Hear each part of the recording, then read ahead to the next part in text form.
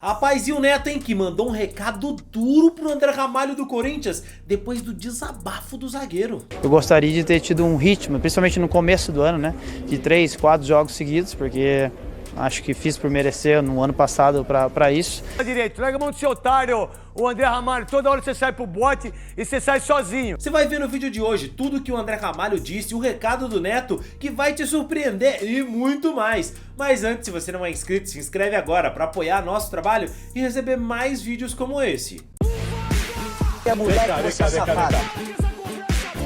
Recentemente o André Ramalho fez um desabafo ali na zona mista, falando inclusive sobre uma autocrítica que ele fez do seu desempenho com a camisa do Corinthians. Pra todo mundo que tá ligado, é o seguinte, quer ir pro São Paulo, Cascão? Não, eu não quero São Paulo agora, eu queria os gols do Corinthians, queria falar do... Então tá, tudo bem, eu não quero São Paulo agora, eu quero falar do Corinthians. Vamos lá, o Júnior vai... Teve agora uma fala do Júnior, vamos falar sobre a fala do Júnior. Dando-se a audiência, Cascão, esquenta a cabeça com isso aí não, meu. É o seguinte, dá pra entender que o Dorival Júnior já entendeu em 3 jogos que ele precisa de reforço? Já deu pra entender, né? O Dorival sabe que precisa, o Corinthians oscila. Léo Charles, E duro, no setor defensivo. Kaká. O Corinthians eu não entendi, porque povoou esse meio de campo, né? O que tem de volante sobrando, tá faltando zagueiro. E pra mim mexeu mal no jogo ontem o Dorival Júnior. Tem menino Choca lá que talvez tenha mais Tava no banco. Tava no banco. Talvez tenha mais oportunidades, mas precisa de um zagueiro, principalmente na ausência. Hoje o André Ramalho e o Gustavo, eu imagino que é a dupla titular do Dorival. Na ausência do Gustavo, ele está sofrendo com o substituto. Pra você, Nicola. O André também não tá jogando essa bola toda. É assim, o Corinthians precisa de um zagueiro titular. Mas ele é bom de bola. É bom, velho. é bom, não é bom. Eu acho que se der uma... Se não ficar muito exposto, eu acho que ele é muito Ele bom é de até bola. mais zagueiro Ele que o sai Gustavo pro bote toda hora. O Kaká saiu pro bote Não, ontem. não, Quem sai pro bote do lado esquerdo? Kaká não é jogador pro Quem Corinthians. sai pro lado direito? Larga a mão do seu otário, o André Ramalho. Toda hora você sai pro bote e você sai sozinho. O cara fica lá esperando na boa. O tal de Kaká. O Kaká não é jogador pro Corinthians. O André Ramalho é, na teoria, o melhor jogador entre os zagueiros. Mas o mais confiável é o Gustavo Henrique, que tá machucado. Então, assim, estamos falando de reforços, não estamos? Prioridade absoluta, trazer um zagueiro para ser titular. Alguém que chegue e vista a camisa. Esse seria uma prioridade. Falta, craque, na minha opinião, um velocista. O Corinthians não tem no Romero, no Thales Magno, em qualquer outro jogador, alguém com essa característica de dar velocidade para profundidade. Depois, se puder trazer também mais um outro atacante, enfim. Mas essas duas, Não, mas o isso- zagueiro e o ponta, para mim, são Isso prioridade. é uma coisa que você fala, que todo mundo fala, e que eu falo também é legal. Mas o que eu posso fazer com esse time? O que eu tenho que organizar para esse time? Porque o Corinthians não perdeu. O Corinthians fez 3 jogos, o Dorival Júnior ganhou 2 e empatou 1. Não é o fim do mundo. O Corinthians não tá caindo, não tá? O Corinthians não tá. Nem vai cair, né? Né? Calma, né? É o 8º lugar. Né? Calma que o Corinthians não tá lá embaixo. Não é, calma. Calma aí, imprensa aí. Craque. O que precisa fazer, o Dorival Júnior desse entendimento. Eu tenho um monte de volante, mas eu tenho só 2 atacantes. Só 2. Não é muito louco? E um eu meia, tenho um monte de praticamente. zagueiro. E um meia que tá machucado. Eu tenho um monte de zagueiro, eu só tenho um lateral. É isso. Que é o Angileri. É isso que tem que pensar. É isso que tá faltando, é isso que tá faltando. Mas entender isso. É isso que tá faltando. Precisa de substitutas à altura. Vou te dar um exemplo. Se perder o Memphis ou perder o Yuri, vai entrar quem? A gente já tá vendo que os reservas desses jogadores não dá pra contar e não tem condições de vestir a camisa do Por exemplo, o Corinthians. São Paulo perdeu o Caleri, perdeu o Lucas e perdeu o Oscar. Quem colocou? Colocou Ferreirinha, Alves, Ferreirinha. André. O Corinthians tem na base? Esse é o problema. Então, você Então, o precisa- Corinthians tem na base para colocar? Não tem. Então, o que eu preciso? Você precisa o buscar- Hector Hernandes vai jogar? Não. Vamos falar a verdade, Não, não rasgado. vai. O Thales Magno vai ser titular? Não Esse vai. O Igor Coronado esse vai pode ser? Esse pode ser. Quem? O Thales pode ser. Mas ele precisa jogar, hein, Veloso? Precisa jogar? Precisa ter mais vontade, Precisa filho. jogar. Você é bom de bola, cara. Você precisa... Pô, vai pra dentro, irmão. Eu acho que é mais fácil o Thales voltar a jogar do que o Coronado. Não tenho dúvida disso. Não tenho dúvida disso. E Agora aí, Souza? precisa buscar mais alternativas. Ele falou aí que no meio do ano tem a janela aí. Agora, o problema todo é contratar certo, né? Contratar os jogadores certos, jogadores à altura do Corinthians, é aquele negócio. O Corinthians passou um tempo contratando jogadores que não tem condições Cara, de vestir a faz camisa o do gol Corinthians. aí, cara. Não pode, não tem condições de você buscar jogadores para estar fazendo experiência. O Corinthians é lugar de... Mas assim, ó, você precisa contratar o Tudo jogador bem, para mas jogar. se você tiver o time, não é só o Corinthians, Souza, o Santos, o São Paulo, só tem 2 times que é monstro aí. Sabe, vamos lá, ó. Você tem Hugo Souza, o Mateuzinho que Não Mas é é nenhuma que- Brastemp. Mas vai, mas vai. É, mas vai. Tá indo. Mas vai. Tá indo. Vai, não é nenhuma Tá Brastemp. indo. Nós 4 conversando, mas vai. E na seleção não tem lateral direito? Aí André Ramalho, e você coloca o Gustavo Henrique, que volta daqui 20 dias. Tá. Você bota esse Kaká aí. Não, É, e- ó, aí você pega o Angileri. Tá. Depois você coloca Carrilho, José Martínez, Ranieri. Desculpa, Ranieri, José Martínez, Carrilho e Garro. Yuri Alberto e Memphis. É um baita Não, o time, time irmão. titular é muito bom. O time É um baita time, Veloso. É bom, é bom. Não é um baita O time? problema é que ele perdeu. Você tem Romero. O Garro, que ele não tem substituto, Isso, e perdeu o é Gustavo, isso. que ele não tem substituto. Não, eu sei disso. O Lucas saiu, quem entrou, Souza? Do mesmo patamar. Não entrou. Então, é isso que eu tô te falando. Mas Mas você na precisa de fase jogador, seguinte é mais opção, eu acho, hein? ô craque, você precisa de jogador que mantenha o padrão. Quem tá fazendo jogada de beirada aqui são os volantes, pô. Souza, vamos lá, eu tô colocando o São Paulo pra gente discutir. Não, eu sei disso. Então vamos lá, o São Paulo tem 6 empates, Souza. 6 pontos e 18. Eu sei, mas assim, com 6 empates, Mas, com 6 empates a gente tem um ponto a mais do que... Mas não é um ponto, o Souza Corinthians não tem um pode ponto a pensar mais. no futebol por causa de um ponto, Souza. Ainda mais o Campeonato Brasileiro. Se eu tenho 6 empates, alguma coisa tá errada com o São Paulo. Ah, é o time invicto. Mas tem que pensar nisso. O que é? O Lucas, o Caleri, o Palmeiras, por exemplo. É o único time que mexe, os caras dão certo. Olha o Santos. O Santos briga pra não cair ou não briga, Veloso? Briga, vice-lanterna. Pra você. Esse Santa aí briga pra não cair. O Grêmio. O Grêmio briga pra não Fluminense. cair. Ô, craque, o Palmeiras Que tinha foi no último campeão da jogo- Libertadores outro dia. Esse time do Fluminense. O Atlético, que todo mundo paga pau. Um Atlético, meu irmão, se não ficar esperto, não fica entre os 5. Ou fica, Veloso, Souza aí? Não, o Galo acho que fica entre Eu os acho que vai 8 ali. crescer, Vai é. ser Não, mas é pouco, né? pouco. Ô, craque, o Palmeiras tinha outro dia no banco de reservas o Estevão, o Veiga, Liga, Maurício. o Maurício e o Flávio Paulo- Lopes. É porque eles estavam E o cansados. Paulinho. Não, tudo Paulinho. bem. É que eles estavam cansados. Mas olha o banco dos caras. Exato. E aí, cara, surpreendentemente, o Neto mandou um recado até duro pro jogador, para ele entender a situação. André, falar sobre esse resultado em casa e essa virada de chave do Corinthians no intervalo, né? O que foi conversado? O Corinthians começa bem, depois tem a virada do Internacional, o Corinthians domina na segunda etapa. Por favor, falar sobre isso. Bom, eu vejo que, primeiramente, apesar, né, da gente ter ido pro intervalo perdendo 2-1, eu vi uma atuação muito sólida do nosso time. Eu acho que o Inter teve exatamente essas duas chances e foram extremamente efetivos ali no momento, né, talvez não sei, talvez de descontração da nossa equipe de modo geral, mas a gente foi pro vestiário e a gente conversando entre a gente que é pra gente continuar do jeito que a gente estava fazendo, porque a gente estava bem, a gente estava tendo um domínio do jogo, começou, né, ganhando o jogo, poderia ter, né, se com outra situação talvez tivesse tocado melhor, poderia ter feito até mais gols, mas de modo geral acho que a gente estava convicto de que a gente estava na direção certa e que se a gente continuasse com a mesma concentração, com o mesmo foco, que a gente ia conseguir não só empatar o jogo, mas virar o jogo. E acho que foi isso que aconteceu. A gente conseguiu manter o foco, conseguiu manter a organização, que esse é o mais importante, porque às vezes numa tentativa maluca de tentar empatar o jogo, acaba tomando o terceiro e aí vai por água abaixo. E a gente se manteve sólido, né, em todos os quesitos e acho que essa foi a chave, acho, da virada do jogo hoje e mérito, obviamente, de toda a equipe que conseguiu, né, se manter disciplinado em todos os sentidos, desculpa, e conseguiu essa virada. André, hoje os dois times reclamaram bastante de arbitragem e um dos lances envolvendo o Corinthians tem a ver contigo, né, porque foi uma falta ali na origem da jogada. Eu queria saber, no teu entendimento, era realmente para anular aquele gol? Claro que não. Me surpreende, até eu falei ali, me surpreende eles estarem reclamando.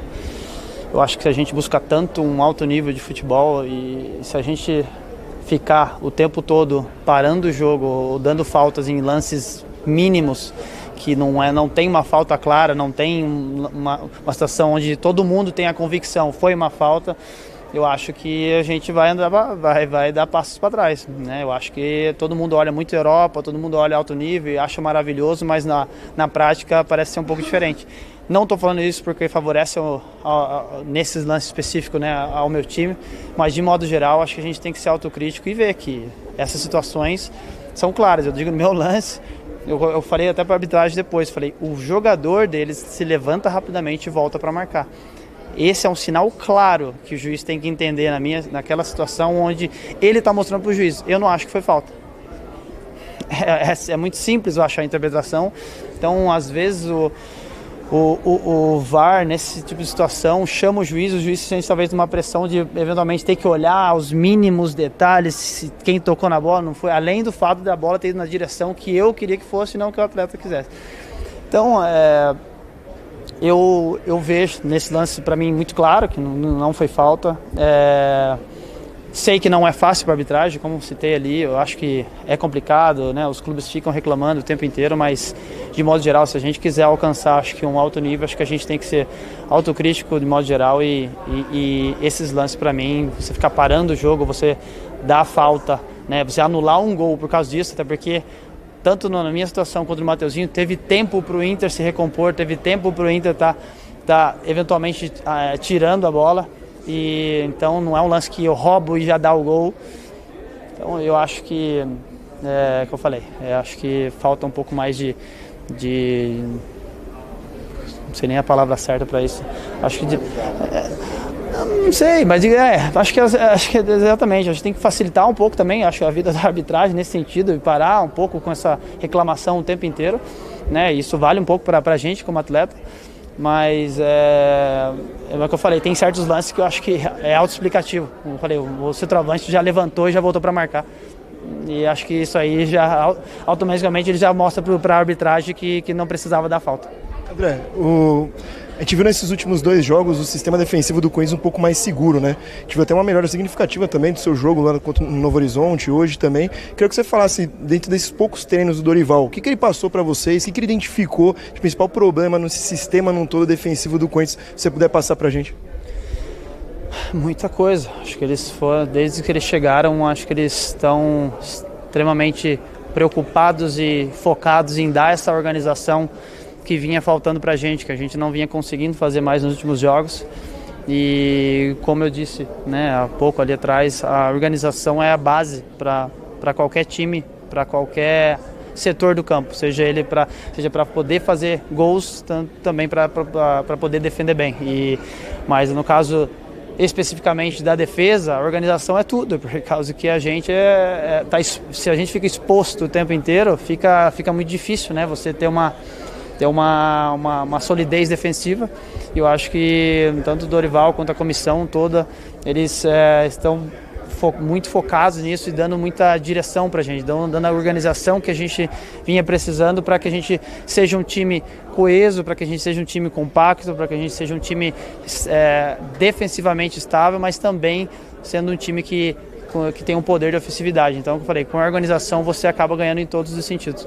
André, até em relação a isso também, claro que o trabalho do Dorival é novo, é recente, não tem uma amostragem grande, mas nessa temporada o Corinthians tem trocado muito a dupla de zaga. Você, o Kaká, o Félix, até o João Pedro, todos passando para o banco, depois indo como titulares, o Gustavo agora lesionado. Como isso tem influenciado também o trabalho de vocês no setor defensivo? Bom, de modo geral, assim, acho que todo mundo veio ganhando chances, né? Essa que é a verdade. Porém, a gente sabe, a gente é autocrítico e sabe que a gente tomou e vem tomando muitos gols na temporada. Isso é algo muito claro que todos nós queremos corrigir, né? O Dorival já deixou muito claro isso também, que ele quer corrigir isso e quer melhorar isso. E acho que a gente já vem colhendo frutos, apesar, né, do que eu falei dos 2 gols que a gente tomou hoje. Acho que a gente é um time que tomou muito menos susto do que vinha tomando. E claro, o ideal, né, do futebol, todo mundo sabe que se você mantém normalmente uma linha de 4, mas, né, com basicamente quase sempre os mesmos jogadores, normalmente a gente ganha aquele entrosamento maior e necessário, o que não significa que não pode rodar, que não pode trocar. Isso, né, é algo que obviamente tem que ser feito até para dar um frescor para o time, mas acho que de modo geral, né, o que fica e que a gente tem que ter consciência é que a gente obviamente tomou muitos gols, que a gente vem trabalhando nisso para que a gente possa melhorar, se tornar um time estável defensivamente, e aí depois quem vai jogar mais ou menos, aí obviamente é o professor Dorival. Depois dessas duas vitórias, né, em que pese o contexto, né, de erro de arbitragem, essa coisa toda, o que é que dá para imaginar do Corinthians para esse duelo de terça-feira, que é um duelo bastante importante para essa sequência de se manter vivo nas competições? Acho que pode esperar com o que vem, acho que sendo feito já nos últimos 2 jogos, que, como você mesmo disse, é muito cedo, né, ainda, mas ainda assim, por tão pouco tempo de trabalho, acho que a gente já vem colhendo os frutos, acho que a gente já vê uma diferença. Então acredito que com o passar do tempo, cada vez mais isso deve se tornar melhor, né? Esse é o nosso objetivo, obviamente. Então acho que a torcida pode esperar, obviamente, um time que vai seguir lutando, seguir buscando aí a perfeição, né? Sei que é caso meio que utópico, né? Mas é o que a gente vai tentar, né? Para que a gente tenha essa estabilidade como um todo, seja um time estável como um todo, seja um time onde a gente consiga os resultados almejados. E claro, vai ser um jogo extremamente difícil, né, no meio de semana, mas a gente sabe que a gente tem condição, a gente viu isso lá já na Colômbia, e com a força que a gente tem aqui dentro de casa, a gente tem totais condições de ganhar o jogo e conseguir os pontos necessários para a gente subir na tabela aí e dar um passo importante para a classificação na próxima fase. André, você falou sobre o setor defensivo do Corinthians. Como é internamente essa briga pela posição titular na zaga do Corinthians? Existe uma concorrência interna? Com a lesão do Gustavo Henrique, como vocês enxergam isso? A concorrência obviamente que existe, tem que existir, mas acho que é feito de uma forma muito saudável. Acho que a gente tem que entender que quando você não está jogando e tem seu parceiro está jogando, você tem que torcer por ele para que ele vá bem, porque na sua vez eu acho que a gente deseja o mesmo, né? Que torçam para que a gente vá bem também. Então a gente tem que ser unido, tem que torcer obviamente para que vá tudo bem, e que aí nos treinamentos ou nas chances que a gente tiver como titular, que a gente possa mudar alguma coisa do treinador e ele te enxergar como titular, enfim. No final cabe sempre ao treinador estar decidindo quem joga ou quem não joga, mas o mais importante é que a gente obviamente tem uma briga saudável como a gente tem. Todo mundo se entende muito bem, e isso não só na parte defensiva, como em todas as posições. E eu acho que é assim que tem que ser, e no final das contas, cada um individualmente dando o seu melhor, e no final, obviamente, a decisão fica para o treinador. Mas você não acredita que essa troca de não ter uma dupla de zaga titular numa sequência de jogos acaba não prejudicando com a solidez da defesa? Como falei, eu acho que é o ideal, obviamente, mas assim, tá falando de novo o treinador, acho que a gente tem que falar disso agora, né? Quem trocou muito foi a outra comissão, e por opção deles, obviamente, e agora o Dorival, querendo ou não, ele manteve, né? Nos 2 jogos ele manteve a mesma zaga, então, mas que eu falei, não cabe a nós decidir quem joga, quem não joga. A nós cabe dar o melhor dentro de campo quando jogar, para que a gente obviamente consiga se entender da melhor maneira possível, mas a maneira como eles trabalham, né, acho que está mostrando para a gente que todo mundo, que seja jogando ou não, está todo mundo ciente do que tem que ser feito dentro de campo, e o que facilita, obviamente, se for jogar hoje com um e amanhã com o outro, de qualquer forma a maneira como vai ser jogada é a mesma. Então quando você tem essa clareza, isso facilita, independente se vai jogar com o mesmo parceiro de zaga ou não. Então, de novo sobre o gol, porque ele foi anulado e talvez teria sido o gol mais bonito da noite. Quero saber se no vestiário teve alguma resenha com o Memphis, ele falou alguma coisa contigo em tom de brincadeira, afinal de contas foi anulado, mas o resultado foi positivo pro Corinthians. Não teve, nem deu tempo, porque eu já fui para me recuperar, mas de modo geral ia ser um gol muito bonito, né? O que dá pena até, né?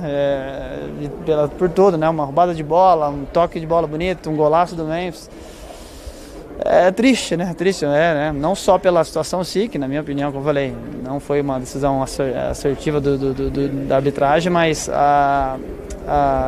obviamente um gol, né? Que foi bonito como um todo, mas paciência, esse gol não vai existir, não vamos poder reprisar esse gol porque não aconteceu, então paciência e trabalhar para que ocorra outros gols mesmo. André, ano passado você chega e você já assume essa titularidade de uma forma absoluta. Vira o ano e você tem uma queda ali de rendimento, não consegue manter a regularidade. Qual que é a sua avaliação sobre isso e o que você acredita? De repente desgaste pela sequência que teve ano passado, uma oscilação no sistema defensivo no todo? Como você avalia o seu 2025? Eu avalio que tem certas coisas que como posso dizer, não foi da maneira como eu particularmente desejava, né? Eu até deixei claro isso para a comissão, né? Para o Emiliano, para o Ramon na época, que eu gostaria de ter tido um ritmo, principalmente no começo do ano, né? De 3, 4 jogos seguidos, porque acho que fiz por merecer no ano passado para isso. Só que, porém, com rotatividade o tempo inteiro, isso dificultava um pouco, né? Não da minha performance só, mas do time. Eu acho que como posso dizer, acho que a organização, como eu venho falando, é extremamente necessária principalmente para a parte defensiva. Se vocês olharem, não é o André Ramalho que estava sendo culpado por tudo. Era, de modo geral, a gente vinha tomando muitos gols, comigo, eu dentro de campo, eu fora de campo. Então isso mostrava para mim que não necessariamente era eu, e sim nós, como um todo, a gente não vinha conseguindo ter uma organização necessária para que a gente conseguisse ser uma equipe sólida defensivamente. Obviamente a gente sempre olha os vídeos, a gente sempre faz a autoanálise, a autocrítica, tal jogo poderia ter sido melhor, tal situação poderia ter feito melhor, mas como um todo é extremamente necessário ter uma equipe organizada para que o todo seja valorizado. Então a carga às vezes acaba caindo muitas vezes para a questão defensiva, mas eu acho que quando a gente, como todo mundo diz, mas parece que nem todo mundo parece que aplica, né, na hora de falar. Quando se faz gol, a gente lá atrás está ajudando também. E quando se toma gol, a parte ofensiva também é parte desse processo. Não estou querendo colocar culpa em ninguém, não estou querendo tirar a minha culpa de nada, mas a gente tem que começar a entender e ver o futebol como um todo, que para fazer gols é necessário também do pessoal lá de trás, mas quando toma também não significa que só a gente é culpado, né? Então acho que futebol é conjunto como um todo e acho que a gente deveria analisar dessa maneira. Ramalho, sem clubismo, o VAR no futebol brasileiro não está causando um efeito broxante? Vocês querem me complicar, né? Gente, eu acho que jogador, quem transmite. Não, eu acho que a gente, obviamente, o VAR veio para ajudar, sem dúvida. Tem situações que claramente muito bom, né, para o futebol como um todo, mas em certas situações, como eu falei, acho que a gente tem que saber usar, saber analisar, não se deixar levar por pressão, não se deixar levar por qualquer situação externa, porque o objetivo é ser o mais justo possível, porém sem que o jogo fique parando por 30 minutos para poder estar analisando os lances nos mínimos detalhes. Eu acho que esse já é um sinal que a gente pode tirar, né, em certas situações. Acho que talvez se a gente for mais simplista, olhar só casos extremos, né, talvez de impedimento, só casos de falta realmente clara, talvez facilite a vida da arbitragem, porque eu sei que para eles também não é fácil. Obrigado. Mas e aí, torcedor, você concorda com o Neto? O André Ramalho é o melhor zagueiro que o Corinthians tem? Comenta aqui, quero saber a sua opinião.